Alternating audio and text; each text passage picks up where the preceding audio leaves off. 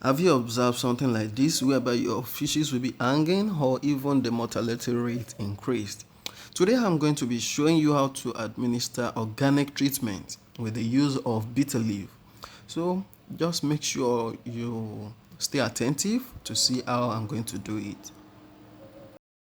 I want to believe you know or you can identify bitter leaf. This is how bitter leaf looks like. Just pluck the leaves, and once you are done plucking, the next thing you have to do is just to wash it thoroughly. Make sure it's dirt free, and once you are done with that, you do this.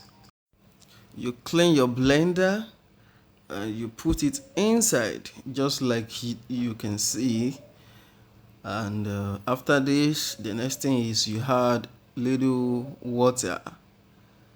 Add little water just to make smoothie. Is it smoothie or smoothie? Well, I don't know. I'm a bush boy. So add little water, and once you're done, blend it.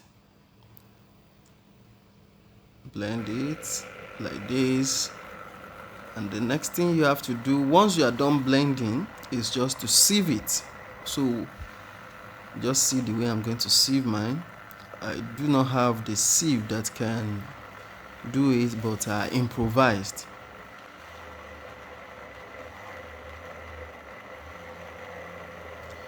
So once you are done with the blending, you sieve it with something like this. The pore here is very reduced, and this is going to be the best one to use. And just take a look at how I'm going to be sieving it.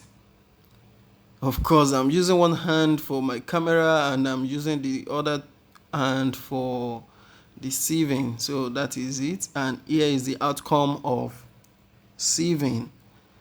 So the solution you eventually got, you can now pour it into the pond, and that is basically what you do.